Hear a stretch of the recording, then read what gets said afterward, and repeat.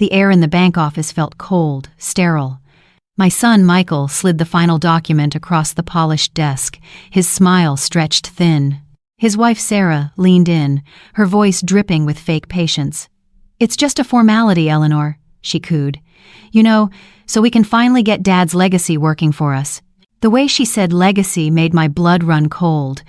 She wasn't talking about my husband, Frank, a man who built homes with his bare hands. She was talking about a number on a page, an ATM with his name on it. They saw a sweet old lady who would just sign, who wouldn't make a fuss. They had no idea who they were dealing with. But that explosion was just the final crack in a foundation that had been crumbling for years.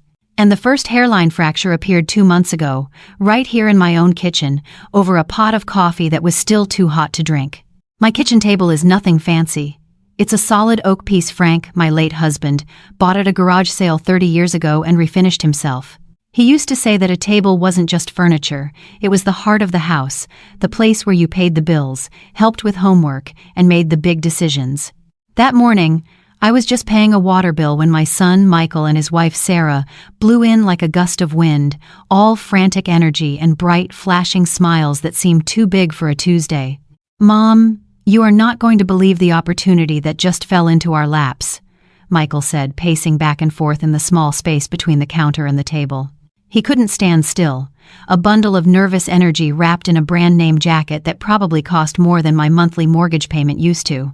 Sarah, on the other hand, was perfectly still.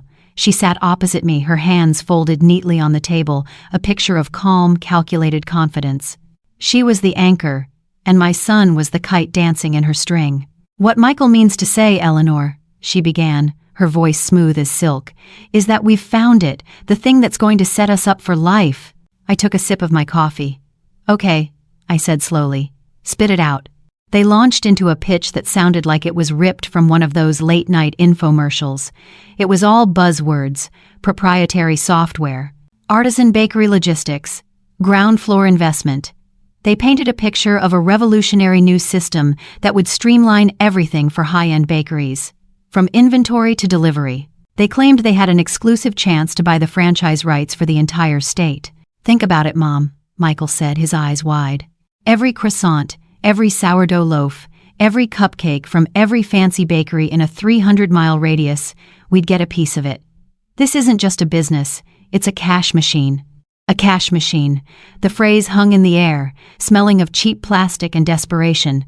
I looked past them, through the kitchen window and into the garage. I could just see the corner of Frank's old workbench. It's made of solid maple, the surface scarred with the ghosts of 1,000 projects. There are nicks from slipped saws, rings from forgotten coffee cups, and a dark stain from where he spilled the varnish for our granddaughter's first rocking horse. That bench, to me, was a monument to real work, to building things, slowly and carefully, with your own 2 hands. Frank never looked for a cash machine. He believed you built your security one sturdy, well-made thing at a time. "And what does this cash machine cost?" I asked, turning my gaze back to them. Sarah took a deep breath, the practiced inhale of someone about to drop the hammer. "That's the best part. We can get in for a steal, a one-time investment of $150,000. He was ratty-spiriting in the Davis. The number landed on Frank's table with a thud. $150,000. It was nearly every penny of Frank's life insurance. The money he'd worked overtime for, paid into every month for 40 years without fail. The money that was supposed to be my safety net, my guarantee that I would never be a burden to anyone, my rainy day fund. I didn't say anything.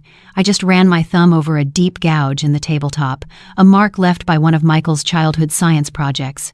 "I know it's a lot, Mom," Michael said, his voice softening. He finally sat down, reaching for my hand. His was soft, manicured, not like his father's. "But this is for all of us. When this takes off, you'll never have to worry about a thing. You can move in with us. We'll get a big place. You'll have a guest suite. We'll finally be able to take care of you, the way you've always taken care of me." Sarah nodded, her expression a careful mask of sincerity. "He's right, Eleanor. This isn't us asking for a handout. This is us asking you to be a partner in our family's future. Our family's future." It sounded so good. It sounded like everything I'd ever wanted. For years I had felt like a visitor in my son's life, an obligation for Sunday dinners. The thought of being central, of being essential, was a powerful lure. The knot in my stomach told me to be careful. The quiet voice of Frank in my head whispered that if something sounds too good to be true, it always is. Sarah's smile never quite reached her eyes, and Michael's desperation felt less like ambition and more like fear. But I looked at my son, my only child. I saw the little boy who used to show me his scraped knees, the teenager I taught to drive, the young man whose college tuition I paid for by taking on extra shifts. A mother's love is a stubborn, blinding thing. It's a kind of hope that defies logic. You see the man your son could be, and you pray that one more push, one more act of faith, will be the thing that finally gets him there. You want to believe. Lord, how you want to believe. I pulled my hand away from his and wrapped both of them around my warm coffee mug. Let me think about it, I said. But I knew, even as the words left my mouth, what my answer would be. I would bet on my son one more time. I would take Frank's legacy, the symbol of his steady, lifelong work, and hand it over to their dream of a cash machine. I would make the transfer. It was a mistake that would cost me almost everything, but it was a choice I made with my eyes wide open, blinded by a mother's hope. The next morning, as I sat in front of my old desktop computer to authorize the transfer, that blindness felt like a heavy, suffocating fog. The screen glowed with my online banking portal, a string of numbers that represented a lifetime of careful saving and one man's profound love. As my hand hovered over the mouse, the cursor blinking patiently, the faint scent of sawdust and old coffee seemed to drift in from the garage, and through the fog, I saw Frank's face.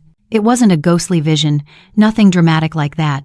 It was a memory, as solid and real as the oak desk beneath my elbows. A memory from a Saturday afternoon about 5 years before he passed. I had brought him a steaming mug of coffee out to the garage, his sanctuary. The air inside was thick with the clean, sharp scent of freshly cut pine. Sunlight streamed through the single window, illuminating a universe of dancing dust motes. Every tool had its place on the pegboard walls, their outlines drawn in black marker, a testament to his orderly mind. Frank was standing at his workbench, running his calloused hand over a piece of wood he was shaping. He wasn't just a carpenter, he was an artist, and wood was his medium. He took the mug from me, his thumb brushing against mine. His hands were a roadmap of his life, scarred, stained, but immensely gentle. "Thanks, Ellie," he said, his voice a low rumble. He took a sip, leaving a faint sawdust mustache on his upper lip. He pointed with his chin to a stack of official-looking papers on a corner of the bench. "Got the updated policy information from the union today." I knew he was talking about his life insurance. It was a subject we rarely touched. It felt like bad luck, like inviting a wolf to sit on your porch. "Oh," was all I managed. He must have seen the worry in my eyes. He put the mug down and wiped his hands on the worn denim of his jeans. "Come here," he said, pulling me closer until I was leaning against the sturdy frame of his workbench. "I want to tell you something about this so you understand." He looked me straight in the eye. Frank wasn't a man of many words, but when he spoke, every one of them was a load-bearing beam. "My mom," he started, "after my dad died, she had nothing. I watched her work her fingers to the bone, cleaning other people's houses, taking in sewing, just to keep the lights on. She was so proud, Ellie. She would have starved before she asked anyone for a dime. And I swore to God, that you would never, ever have to know that kind of fear." He tapped the stack of papers. "This isn't a windfall. This isn't lottery money for Michael to buy a fancy car. This is a wall.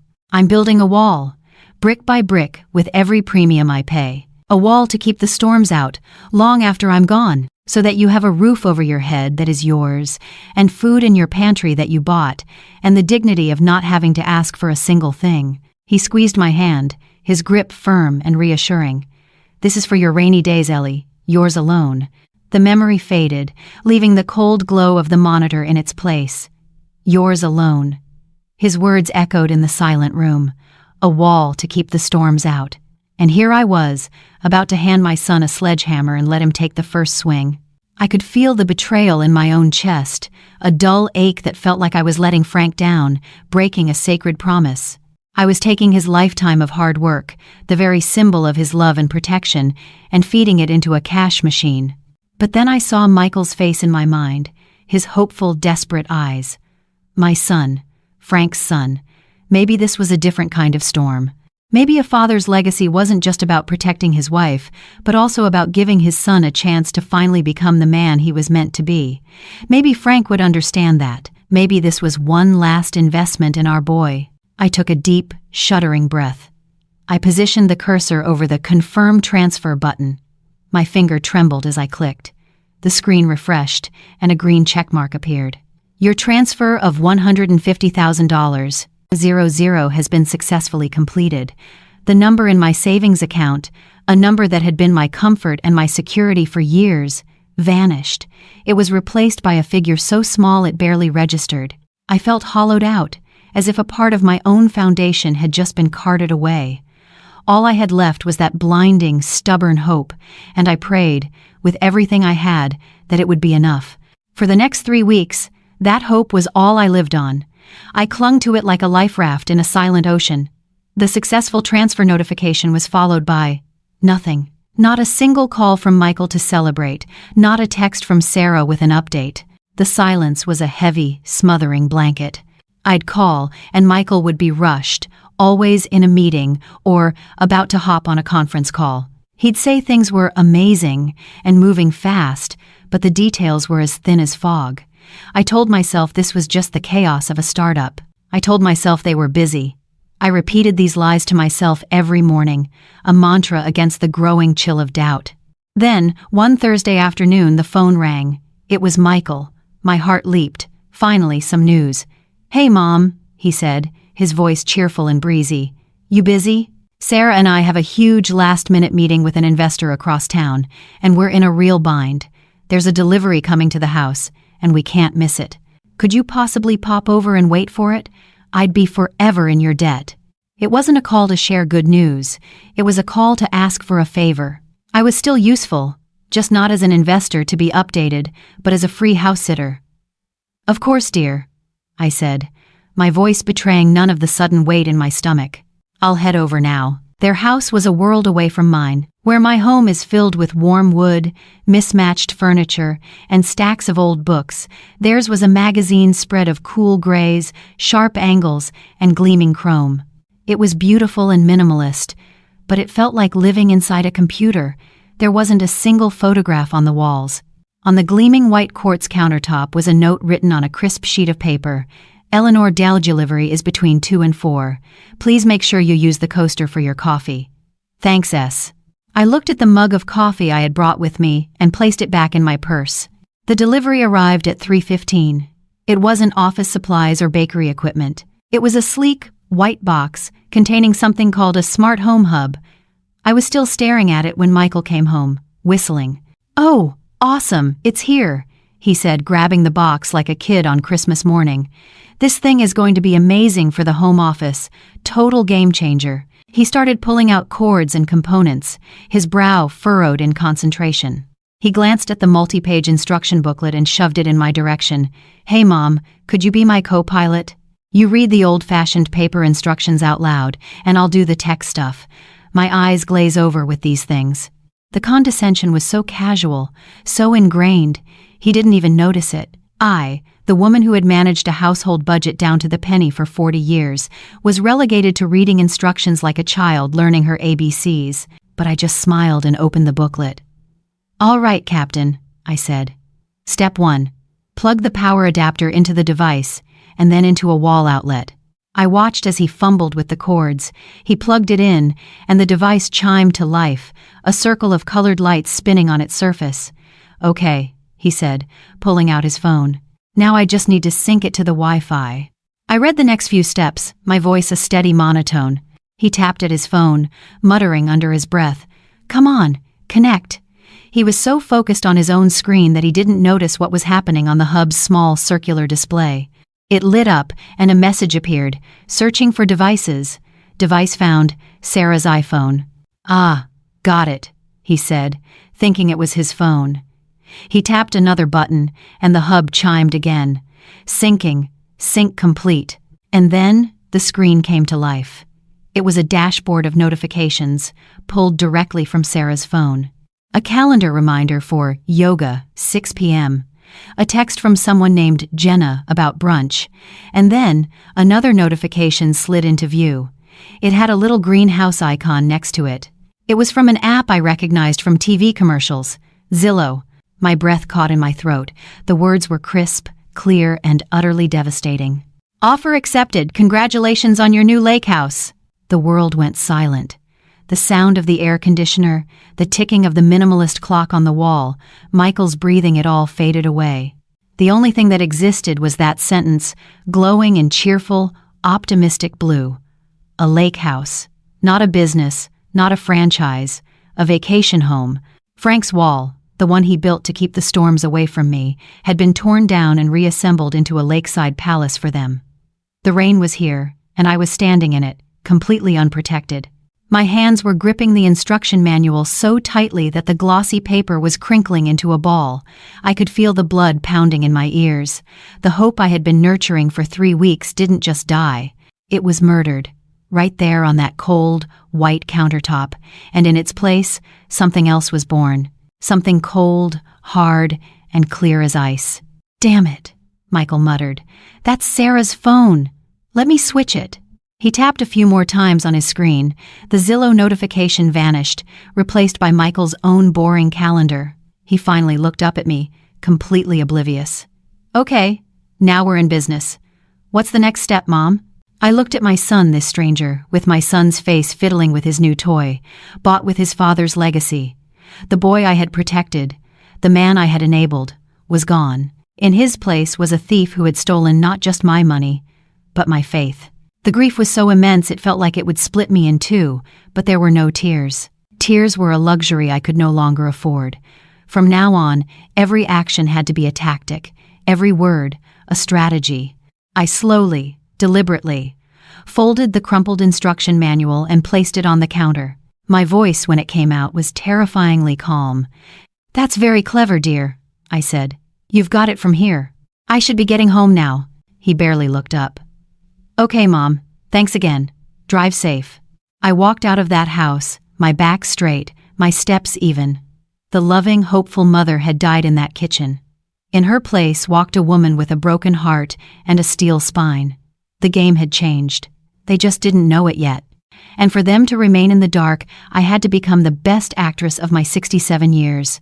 My new, starring role, the dutiful, doting, and ever so slightly clueless mother. It was a part I had been rehearsing my whole life, but now I would perform it with a cold, clear purpose. My grief was a furnace, and it was forging my spine into steel. My performance began with a phone call the following week. It was Sarah. Her voice was bright, almost musical. "Eleanor, I'm so glad I caught you. I'm about to do a huge Costco run to stock up the new home office, and I could really use an extra pair of hands. You know, to push the giant cart." She laughed, a light tinkling sound that sounded like breaking glass to my ears, an invitation that was really a summons, an errand disguised as an outing. "I would love to, dear," I said, my voice warm and obliging. "I'll meet you there in an hour." Walking into Costco on a Saturday is like entering a coliseum of American consumerism. The sheer scale of the place is designed to overwhelm you, to make you feel small and hungry for things you never knew you needed. Sarah navigated the cavernous aisles with the confidence of a Roman general, her cart a chariot she was determined to fill with the spoils of war, my war chest, to be specific. "Okay, first things first, coffee," she announced, heading for the snack aisle. "We need something really impressive for client meetings." She breezed right past the big red cans of Maxwell House, the kind Frank and I had drunk every morning for 40 years. I saw her glance at me as I paused by them, a flicker of a smirk on her lips. "Oh, Eleanor, no," she said, shaking her head as if I'd suggested serving mud. "That's fine for home, I guess, but we need something with a story, you know. Single origin, fair trade, notes of elderberry and despair, or whatever." She grabbed a small, 5-pound bag of beans that cost more than my entire weekly grocery budget and tossed it into the cart. The thud it made was the only protest I allowed myself. For the next hour, I was her silent accomplice. I pushed the lumbering cart while she filled it with a bizarre collection of luxuries, masquerading as business expenses. A high-end espresso machine was for boosting team morale. A case of expensive French sparkling water was for hydrating investors. 2 oversized cashmere throws were for the client comfort station. Her justifications were as flimsy as tissue paper, but I just smiled and nodded, a perfect portrait of maternal support. Inside, I was a forensic accountant. Espresso machine, $400. Water, $50. Throw blankets, $200. With every item she chose, every casual swipe of my future, I wasn't getting angrier. I was getting colder, more focused. This wasn't a shopping trip, it was an intelligence-gathering mission. Every organic truffle-infused olive oil and box of artisanal crackers was another exhibit in the case I was building against them in the court of my own mind. We reached the checkout lane, the conveyor belt groaning under the weight of their essentials. The total came up on the screen, $784.12. Sarah gasped, a perfect little performance of shock. "Oh my goodness," she exclaimed, patting her designer purse. "Would you believe it? I must have left my wallet in my other bag. Michael is going to kill me." She turned to me, her eyes wide with manufactured helplessness. "Eleanor, could you possibly—" "Of course, dear," I said, pulling out my checkbook. Frank had always insisted I keep it for emergencies. I suppose this qualified. As I wrote out the numbers, my handwriting steady, I felt a strange sense of calm. She thought she was playing me, but every dollar I spent was an investment in the truth. As we loaded the bags into the back of her SUV, I decided it was time to set my own hook. "You know, Sarah," I started, my voice casual, "seeing all these receipts, it really gets me thinking about taxes. Now that you're a real business, you need to be smart about this stuff." She waved a dismissive hand. "Oh, Michael's handling all that boring stuff." "I'm sure he is," I said gently. "But I used to handle the books for your father-in-law's business for years. I know all the little tricks for deductions. We should really sit down with your business plan and all your invoices. I bet I could save you thousands. I want to make sure you're getting every penny you're entitled to." I saw a flicker of interest in her eyes. The appeal to her own greed was the one language she truly understood. "Really?" she said, a little more engaged. "You do that? It is not manted contents of the tans, and they don't now it's not Pierce. Anything to help my children succeed," I said, the words tasting like ash in my mouth. "Well, okay," she conceded. "I'll find the papers and let you know." I closed the trunk of her car, my mission for the day accomplished. As she was about to get in the driver's seat, I played my final card. "This has been so productive," I said brightly. "All this financial talk reminds me I really should get my own affairs in order. I'm thinking of meeting with Frank's old estate planner next week, you know, a woman named Miss Davis, just to make sure his legacy is all properly structured for the future. You can never be too careful these days." I watched her face for a reaction. There was none. To her, an old woman talking about an estate planner was just boring, meaningless noise. It didn't register as a threat. It was the perfect cover. "That's smart, Eleanor," she said, her mind already on her new espresso machine. "You do that." She drove away, leaving me in the sprawling parking lot, the scent of hot asphalt rising in the air. She thought she'd just won a free shopping spree. She had no idea she had just handed me the keys to her gilded cage. And the first key I used was to open a heavy glass door in a downtown office building the following Tuesday. The gold lettering on the door was understated but clear. Davis and Associates, Estate Planning. He's never mattered. Frank had been the one to find Miss Davis years ago. "She's not a soft shoulder to cry on, Ellie," he'd told me. "She's a stonemason. You go to her when you need a wall built right. Right now I needed a fortress." Her office was exactly as I remembered it from when we'd signed our wills. It was a room of quiet, solid competence. The walls were lined with leather-bound legal books that looked like they were actually read, not just for decoration. The air smelled faintly of lemon oil and old paper. There was no flashy modern art, just a single, beautiful black-and-white photograph of the Supreme Court. The room felt safe, anchored in logic and law. Miss Davis herself hadn't changed much. She was a woman in her late 50s with sharp, intelligent eyes behind a pair of no-nonsense glasses. Her graying hair was pulled back in a neat twist, and she wore a simple, well-tailored navy blue dress. She stood up as I entered, her handshake firm and dry. "Eleanor," she said, her voice calm and even. "It's been a while. Please sit. Can I get you some coffee? No, thank you, Evelyn, I said, taking the leather chair opposite her large mahogany desk. I'm here on business. I didn't cry. I didn't raise my voice. I didn't present myself as a heartbroken mother who'd been duped. I was a client. I was the executor of Frank Miller's legacy, and I was reporting a catastrophic breach. I reached into my large purse, the same one I'd used for 10 years, and began to place my evidence on her perfectly organized desk blotter. Each item landed with a soft, deliberate thud. First, the bank statement showing the $150,000 transfer. Second, a neatly folded printout of the Zillow listing for a 4-bedroom lake house 2 hours north, complete with photos of a wraparound porch and a private dock. Third, the Costco receipt for $784.12. Miss Davis looked at each document without a word. Her face was a mask of professional neutrality, but I could see a tightening around her jaw.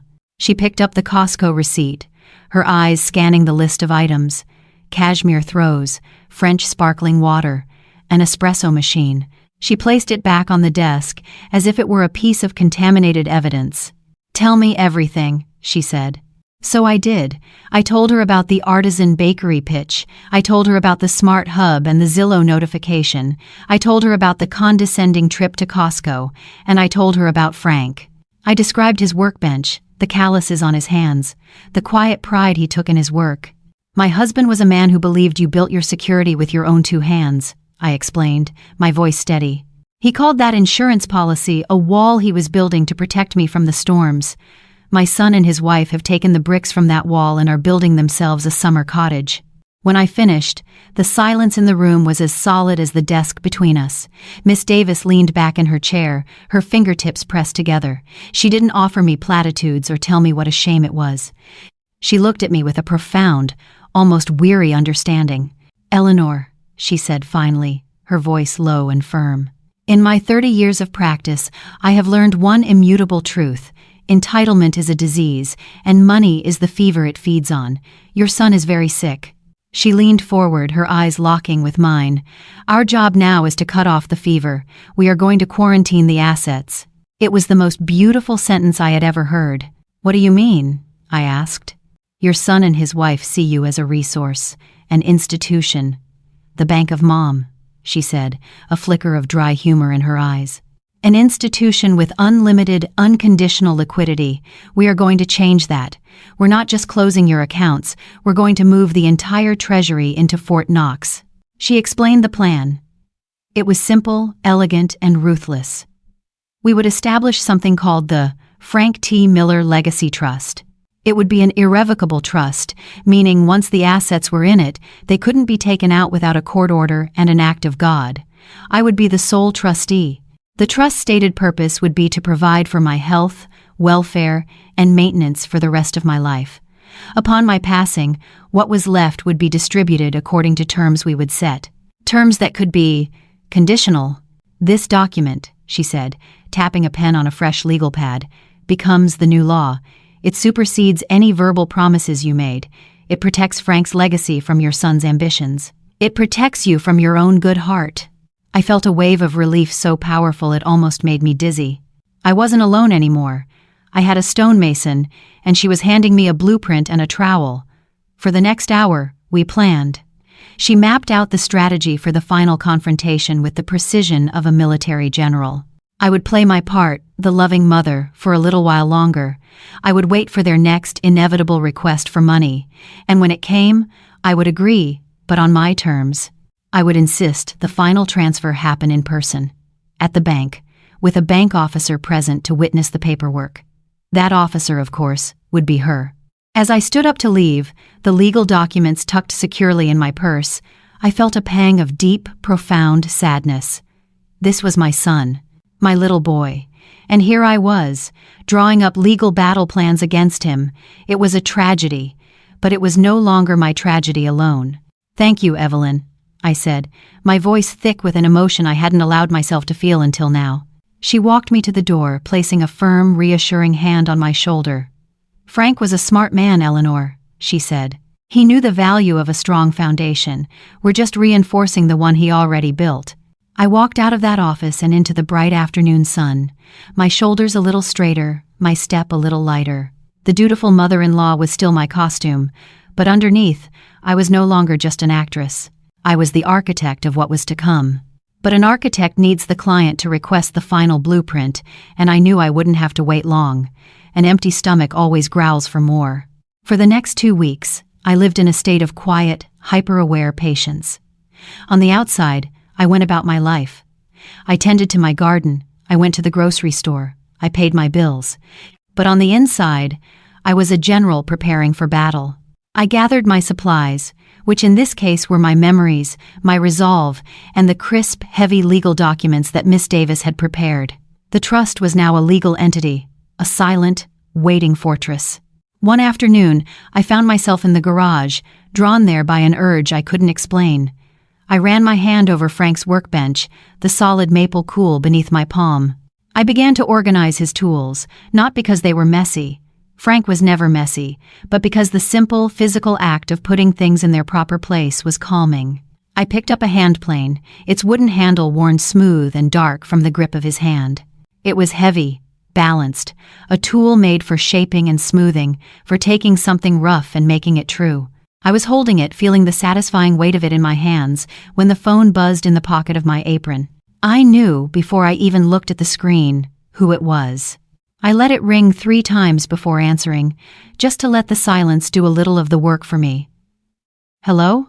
Mom, thank God you answered." Michael's voice was a jumble of static and panic. The breezy confidence was gone, replaced by a raw, frayed edge.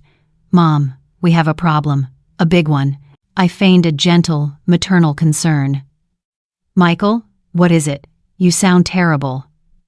I continued my slow, methodical polishing of the hand plane with a soft rag as he spoke. "It's the deal, the franchise," he said, the words tumbling over each other. There were some unforeseen closing costs, fees and taxes we weren't expecting. The lawyers just hit us with it. Unforeseen. It's always unforeseen when you haven't done your homework. "Fees?" I asked, my voice a perfect imitation of a worried, slightly confused old woman. "What kind of fees?"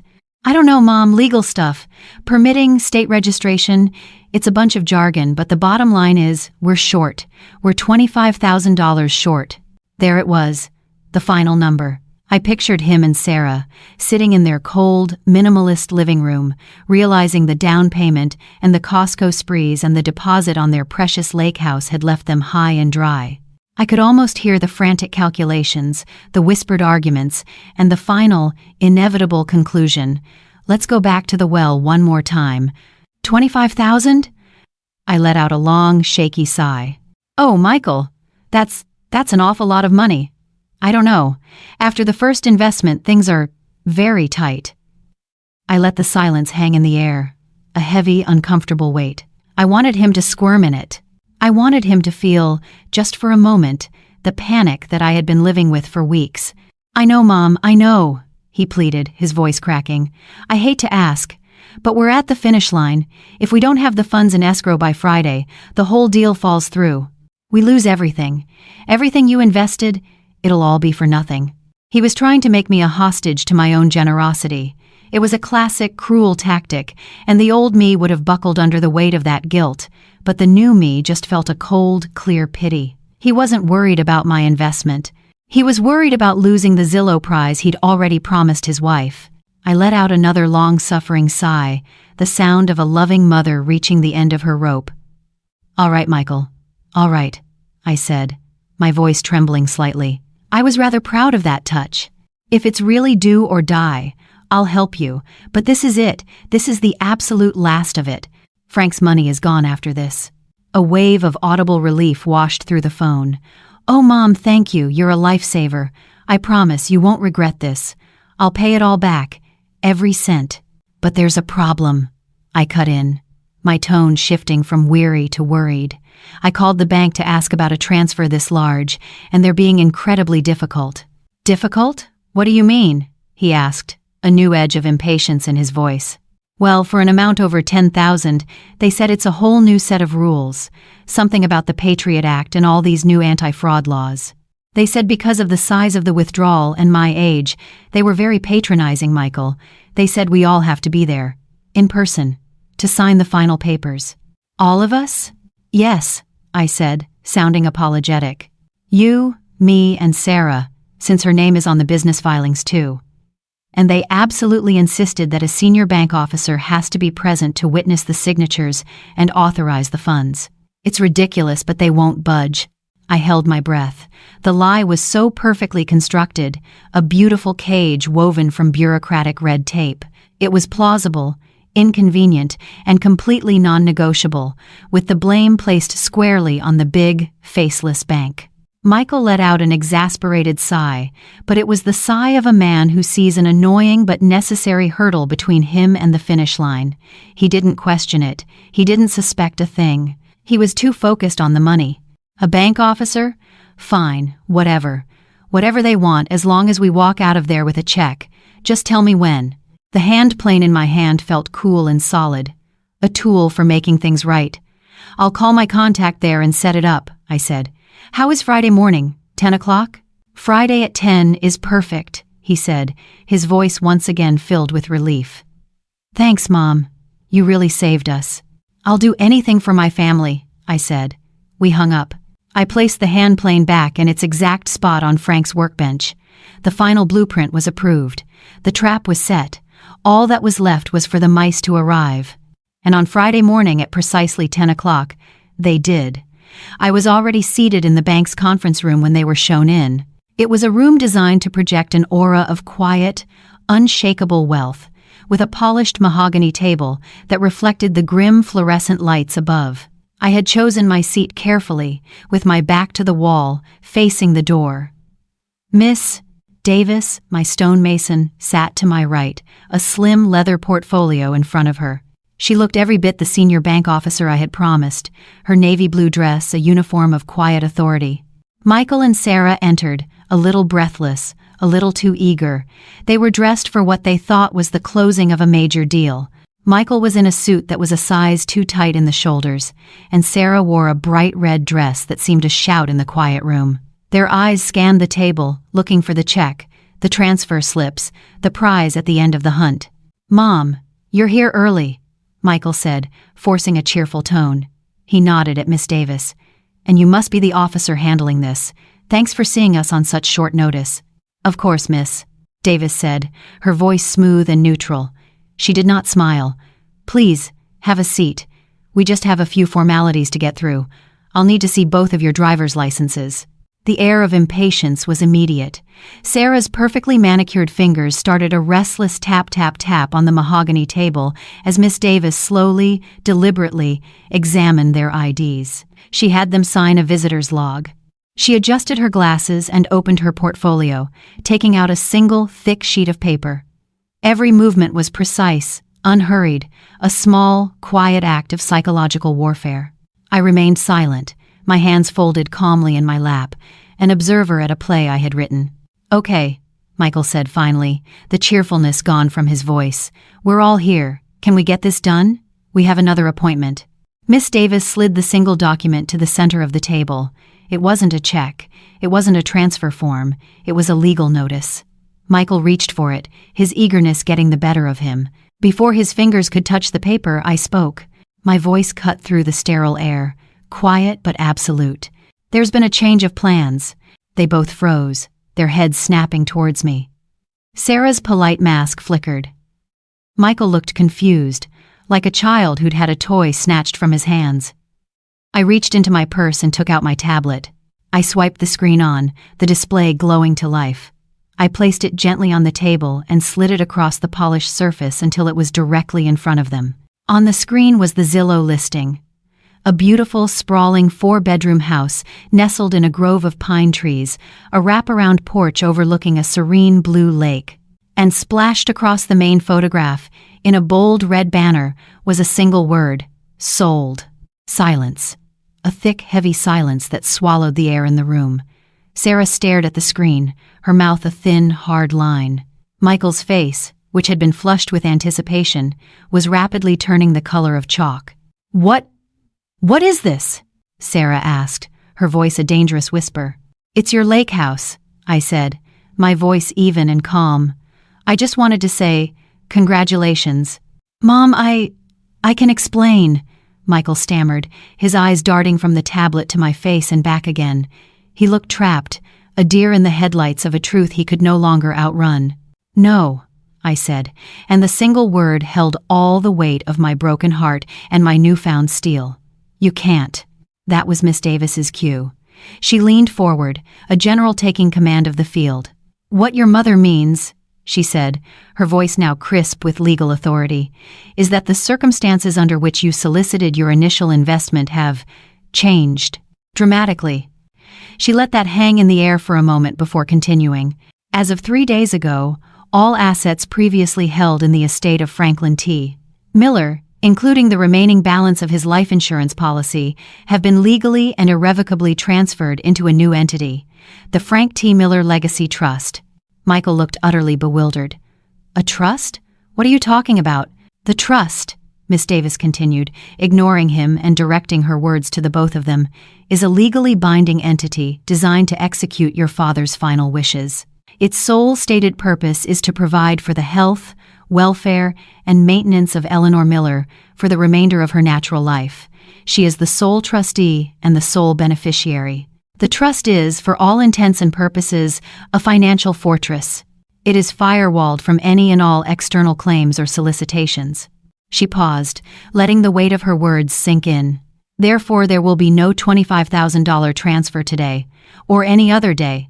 This meeting is not a transaction, it is a notification." The dam of Sarah's composure finally broke. "You can't do that," she hissed, her eyes blazing with fury. "That's our money. It was an investment." "It was a gift, given under false pretenses," Miss Davis corrected her coolly. "And now, the gift-giving is over." I looked at my son, at his pale, shocked face. The anger, the fury was gone. All I felt was a vast, empty sorrow. I had to finish it. I had to make him understand the nature of his crime. "My husband built walls to protect his family," I said, my voice quiet but carrying across the table. "He didn't hand out wrecking balls. The Frank T. Miller Legacy Trust will honor his memory, Michael. It will not finance your fantasies." It was done. The slow burn was over. The truth had been revealed, not in a torrent of angry accusations, but in a series of quiet, devastatingly effective strikes. The reading of the will, so to speak, was complete, and they had been disinherited, not by Frank's words, but by their own actions. And like any spoiled child who has a toy taken away, Sarah's first reaction wasn't sorrow, it was rage. The change was terrifying to watch. The mask of the sophisticated, patient wife didn't just slip, it shattered into 1,000 pieces. Her face, which had been a carefully constructed canvas of polite concern, contorted into an ugly snarl. A deep, blotchy red flush crept up her neck and consumed her cheeks. She shot to her feet, her chair scraping harshly against the floor, the sound like a scream in the silent room. "You planned this," she spat, her voice no longer a smooth coo but a shrill, venomous hiss. She pointed a trembling finger at me. "You sat in our house, you drank our coffee, you smiled at us, all while you were plotting this. You snake." I didn't flinch. I didn't say a word. I simply met her gaze, my expression calm. Inside, a storm of sorrow was raging, but on the outside, I was a stone wall. I would not give her the satisfaction of seeing my pain. Her words, which once would have cut me to the bone, now felt like pebbles thrown against a fortress. She turned her fury on Michael, who was still slumped in his chair, looking like a marionette whose strings had been cut. He was staring at the blank screen of the tablet, his face a ghastly shade of gray. "And you!" she shrieked at him. "You let her do this. You're her little boy, aren't you? You couldn't stand up to your mommy for 5 minutes. I told you she was a manipulative old woman, but you said, 'No, Sarah, she just wants to help us.'" She mimicked his voice in a cruel, whining tone. Michael flinched as if she had slapped him. "Sarah, please, stop," he whispered, his voice hoarse. "Stop?" She laughed, a wild, unhinged sound. "Stop? What about the deposit, Michael? Have you forgotten about the deposit?" She was practically screaming now, leaning over the table, her knuckles white as she gripped its edge. "The $50,000 non-refundable deposit we put down on that house. The credit cards we maxed out to get it. What about that? Did you think that money was just going to fall out of the sky?" $50,000. The number hung in the air, sickening and obscene. So it was even worse than I thought. They hadn't just stolen from me. They had dug themselves into a crater of debt, using my money as the shovel. They had gambled everything on the certainty of my love, on the endless depth of my willingness to sacrifice for them. I slowly reached for my tablet, turned it off, and slid it back into the soft leather sleeve in my purse. I closed the clasp with a quiet final click. The sound seemed to echo in the room, and punctuation mark at the end of a very long, very ugly sentence. Miss Davis, who had been watching this all unfold with the detached interest of a scientist observing a chemical reaction, chose this moment to intervene. She stood up, her movement signaling the absolute end of the proceedings. Your personal financial arrangements and any deposits you may have forfeited are, unfortunately, your own responsibility, she said, her voice as cool and unforgiving as a winter morning. They have no legal bearing on the trust. As I said, this meeting was simply a notification. She looked from Sarah's furious face to Michael's broken one, and now, it is concluded. Sarah looked as if she wanted to lunge across the table. Her whole body was vibrating with a rage that had nowhere to go. There was no one left to sue, no one left to manipulate. The walls were up, the doors were locked, the treasury was empty. For the first time in her life, she was facing a problem that charm and cruelty couldn't solve. She let out a guttural sound of pure frustration, grabbed her purse, and stormed towards the door. She yanked it open and then turned back to Michael, who still hadn't moved. "Are you coming, or are you going to stay here with your mother?" she snarled. Slowly, painfully, Michael pushed himself up from his chair. He looked like an old man, his shoulders stooped, his feet shuffling. He wouldn't look at me. He couldn't. He followed his wife out of the room, a broken man being led away by his fury. The door swung shut behind them, leaving behind a silence that felt heavier and more profound than all the shouting. I let out a breath. I didn't realize I had been holding. It came out as a long, shuddering sigh. The victory felt nothing like I thought it would. There was no triumph, no elation. There was only the quiet, aching finality of a necessary amputation. I had saved myself, but I had cut off my own son. Miss Davis placed a gentle hand on my arm. "Are you all right, Eleanor?" I looked around the sterile conference room, at the polished table that now felt like a battlefield. I thought of Frank, of his calloused hands and his easy smile. He had built me a wall to keep the storms out, and it was standing once more. But my God, what a cost. The foundation was secure, but the house felt empty. "I will be," I said, my voice barely a whisper. "I think for the first time in a long time I will be." And in the weeks that followed, will be slowly turned into am. I was all right. The silence that came from Michael's end of the line was no longer a weapon used against me, but a quiet space where I could begin to heal. The knot of anxiety that had lived in my stomach for years began to loosen. I started sleeping through the night again. I spent hours in my garden, my hands in the dirt, coaxing new life from the soil. For the first time, my home felt truly my own, a sanctuary instead of a waiting room. I was pruning my rose bushes one evening, the sky a soft, bruised purple, when the doorbell rang. A jolt of the old fear, a familiar, sickening lurch shot through me.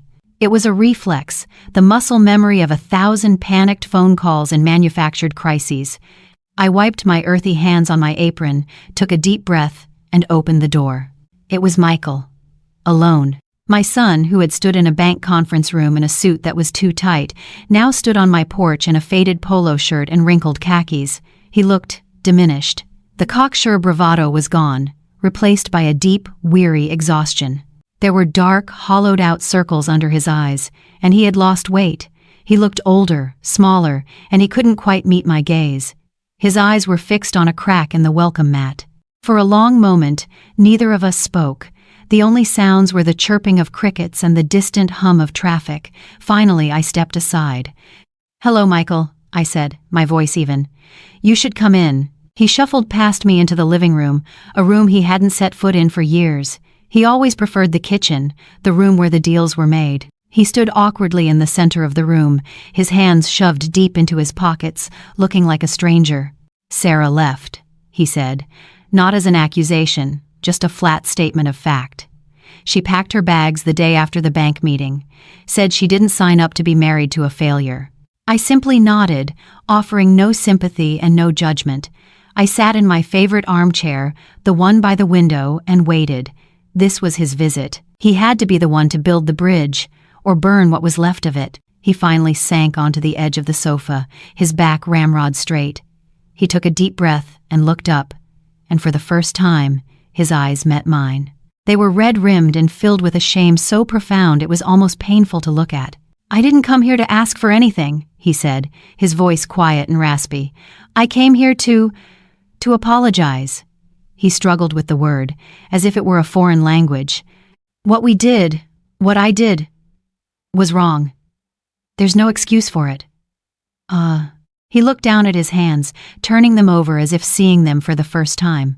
"You know, when Sarah first brought up the lake house idea, I knew it was wrong. I knew that money wasn't for that. But she makes it sound so easy, so logical, and I wanted it so badly. I wanted to be the guy who could give her a lake house. The big shot, the success." He shook his head, a small, bitter laugh escaping his lips. "Some success. We're going to have to declare bankruptcy. The credit card companies are calling nonstop. I'm probably going to lose the house." He paused, and his next words were the ones that mattered most. "But that's not what I'm sorry for. Not really." He looked up again, and I saw tears welling in his eyes. "I'm sorry about Dad," he whispered. "That day in the bank, when you talked about his wall, it was like he was standing right there in the room, and I realized what I had done. It wasn't just money, Mom. I know that now. It was him. It was 40 years of him getting up in the dark, of him coming home smelling like sawdust and sweat. It was his love for you. And I treated it like a lottery ticket. A single tear traced a path down his cheek, and in that moment, the wall around my own heart cracked just a little. I saw not the con man, not the thief, but the ghost of my little boy, lost and desperately ashamed. I didn't rush to comfort him. I let him sit in the truth of his words. Easy forgiveness was what had gotten us here in the first place. This time, the lesson had to stick. After a long silence, I stood up and went to the small wooden desk in the corner of the room. I took out a pen and a pad of paper and wrote down a name and a phone number. I walked back and held it out to him. He looked at it, confused. "What's this?" "That's the name of a man named Mr. Henderson," I said. "He's a non-profit credit counselor. He helps people who are in over their heads. He helps them make a budget, talk to their creditors, and figure out a plan to get back on their feet, the right way." He just stared at the paper, his hand not moving to take it. "I can't fix this for you, Michael," I said, my voice gentle but firm. "The money you lost is gone. The trust is the trust. I won't give you another dime, but I will give you this, a chance to fix yourself, brick by brick, the way your father would have." Slowly, his hand reached out and took the slip of paper from me.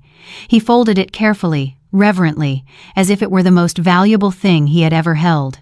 He stood up, his shoulders still slumped, but his eyes held a flicker of something that hadn't been there before. Not hope, not yet, but a beginning. "Thank you, Mom," he said, his voice thick. He walked to the door and let himself out, closing it softly behind him. I stood in my silent living room for a long time, looking at the door that separated my world from his. I didn't know if he would make the call, but for the first time, I had given my son not what he wanted, but what he truly needed. It wasn't a handout, it was a tool.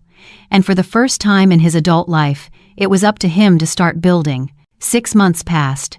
Autumn's crisp air softened into the quiet chill of winter, which then thawed and gave way to a tentative, hopeful spring. And in that time, I found that I wasn't just healing, I was building too. But I wasn't using bricks and mortar. I was using Frank's legacy, and I was finally starting to understand its true design. The silence from Michael's end of the line continued, but it was no longer an absence. It was a space for me to breathe, a space for him to work. I had no idea if he had ever called the number I gave him. I had to let go of the outcome, another lesson in a long, hard school year of them. My life, for the first time since I was a young bride, belonged entirely to me. I took a local community college class on American history, something I'd always wanted to do. I drove myself to the coast for a long weekend, just to see the ocean. I ate what I wanted, slept when I was tired, and read until my eyes burned. The trust did exactly what Frank had intended. It didn't make me rich. It made me free. Free from fear. But I knew the money, the wall, wasn't meant to be a fortress just for me. A wall can be a shelter, but it can also be a prison. Frank built things for people to use. His legacy wasn't meant to sit in a vault, collecting interest. It was meant to be put to work, and I finally knew how. That brought me to a cavernous, brightly lit workshop at the local community college, a place that smelled wonderfully of sawdust and machine oil and fresh potential. It was the college's trade school, a place where young men and women, kids who were good with their hands and had fire in their bellies, came to learn a skill. It was filled with the loud, productive hum of table saws, lathes, and sanders. It was a symphony of creation. In a quiet corner of the workshop, a small group had gathered. Students in dusty jeans and worn t-shirts, their instructors, and a few administrators. And me. We were there to present the first ever Frank T. Miller Carpentry Scholarship. My eyes drifted to the back of the room. There, against the far wall, was Frank's workbench. I had donated it to the school a month ago. It looked smaller here, humbled by the industrial scale of the workshop, but it also looked right. It wasn't a relic in my garage anymore. It was a living thing. Its scarred maple top was covered in a student's blueprints, a half-finished dovetail joint held in its old iron vise. It was still teaching. The head of the department, a burly man with a kind face, said a few words and then introduced me. I walked to the small podium, a simple piece of plywood the students had built. I looked out at the young faces, all of them focused and earnest. My husband Frank wasn't a fancy man, I began, my voice clear and steady. He didn't have a college degree. He didn't talk about stock portfolios. His hands were his resume. He believed that the world was built by people who knew how to measure twice and cut once. He believed in the dignity of a hard day's work and the quiet satisfaction of building something true and solid that would last. I paused, my eyes finding the workbench again. He left behind a legacy, and for a while, I thought that legacy was just a number in a bank account. I was wrong. His true legacy is in this room. It's in the smell of the wood, the satisfaction of a perfect joint, and the promise that a good pair of hands can build a good life. I picked up a wooden box from the podium. It was one Frank had made. Inside, nestled in green felt, was a check, and next to it, a beautifully refurbished handplane, one of his favorites. The first recipient of this scholarship is a young man who I'm told has that same fire, that same promise. Mr. Leo Garcia. A young, shy kid with brilliant eyes and sawdust in his hair stepped forward, shaking my hand. His grip was firm, his hands already on their way to becoming a craftsman's. I handed him the box, and he looked at the old tool with a reverence that made my heart ache in the best possible way. This was it. This was the legacy. Not a lake house, not a cash machine, a continuation, a passing of the torch from one pair of good hands to another. After the applause died down and I had shaken a dozen hands, I stepped outside into the cool spring air, feeling a sense of peace so profound it was almost dizzying. My phone buzzed in my pocket. I pulled it out, expecting a message from my history study group. Instead, I saw a name I hadn't seen in 6 months. Michael. My thumb trembled as I opened the message. It wasn't a plea. It wasn't an excuse. It was just a few simple words. Made my first full payment to the credit counselor today. Thank you, Mom. I read the message twice. I looked up at the sky, a vast, open blue, a genuine smile, the first one that had reached my soul in years, spread across my face. I didn't text back right away. I just stood there, letting the sun warm my skin. He was building, on his own, brick by painful brick. Maybe, just maybe, my son was finally coming home,